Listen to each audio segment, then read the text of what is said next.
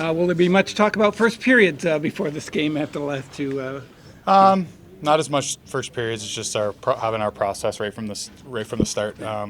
Doesn't matter what period it is. You can't have one like we did the last two.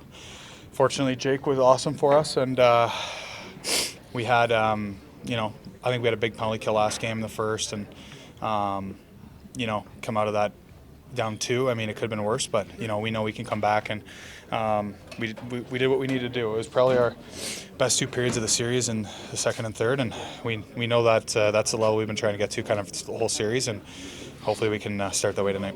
What do you expect from them with a 2-1 potentially?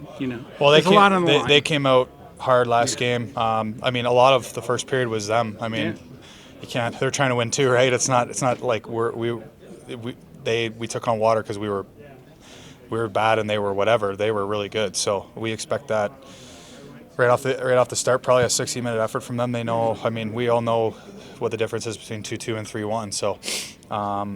I mean, we want to have a good start and have a good full 60 minutes, and simple as that. We can't worry about what they're going to do. We just got to worry about ourselves. Matt, how much figuring out has happened by this point in the series?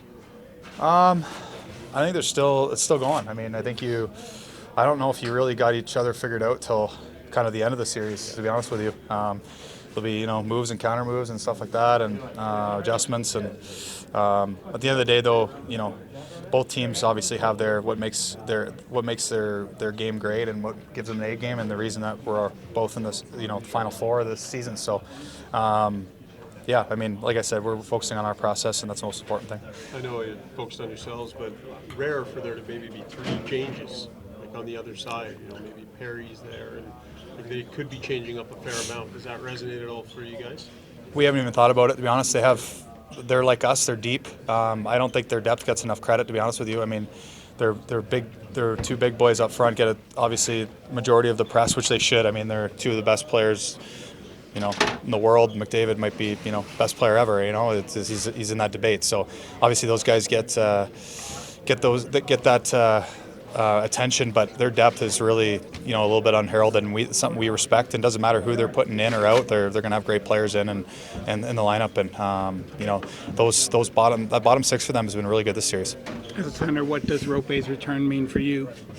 Not a lot, to be honest. I mean, obviously depth for our team, but I mean, when you're able assignments at all, or no, really? no, I don't think so. I mean, we had the matchups at home, and they have the matchups here, so it's not really up to us here. At home, maybe it might be a bit different, but I know we saw a lot of McDavid in the first two games, and and when they put the two big guys together, we saw most of them. But I mean, here it's that's the great thing about our team is you don't really have to line match because we have got guys that can play against anybody. Does that help? I mean, we've talked about it all year. It just seems like you worry about yourself as a team, not worry about what the other team's doing. Yeah, I mean, we got guys that we don't have. There's no one here that's like a weak link in terms of matchups, or you don't want to get out against certain guys offensively or defensively. We got three number one lines basically, and our fourth line's not a fourth line; it's like a third line, and they were our best line in the first period last game, and generated some havoc, and so we're just comfortable with our depth, and we'll kind of just focus on ourselves, and whatever matchups they want, they'll get because they're the home team, but we'll do our thing. Jake, how do you explain the wild psychology swings in a game like that, where you guys can be under so long to start and then just blow it right back the other way? How does that happen in hockey? Well, we're a really even keel group. We know when we're not good, we know when we're good, and we never really, we gave ourselves a little kick in the ass after the first period, and we needed it. But we know how to do that without, Pete doesn't have to come in and break the news to us. I mean, we already know. We're a veteran group in here, and the young guys are mature guys, and they do a great job following and then leading their own way after that. So, it wasn't the start we wanted last game, but like I said, they had they came out flying. I mean, sometimes you just got to bend and not break, and obviously we didn't break too much. We broke a little bit, but not enough to for the game to be out of reach, and just reset and come back at it. That's what's made us good all year. It doesn't matter what the score is, what the situation. We're always in a game. Jake made a similar comment about McDavid that he might be the best player ever. What makes him different? I think just his skating. I mean, his with the puck. I mean, there's a lot of guys that can hum around out there without it, but just his ability to handle it and do what he does.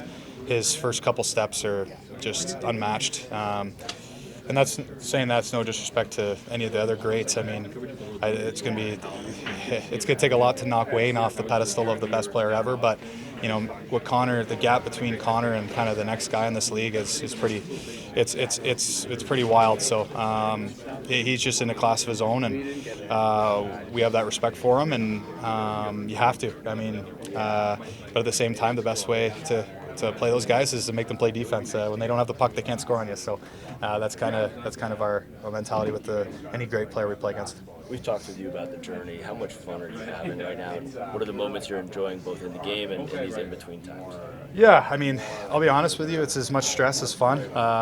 The fun part is after a win. The days in between, there's not much sleep happening for me right now. I think I probably have to try and relax a bit more, but I just appreciate this opportunity so much, and I know what it means to so many people in here. And I think, sometimes you maybe crank up the intensity a little too much. You just gotta let it flow, and I think I found a better balance of that, through the Colorado series and through this series. So, it's been great. I mean, I'm just feel very blessed to be part of this team with an opportunity like we have right now.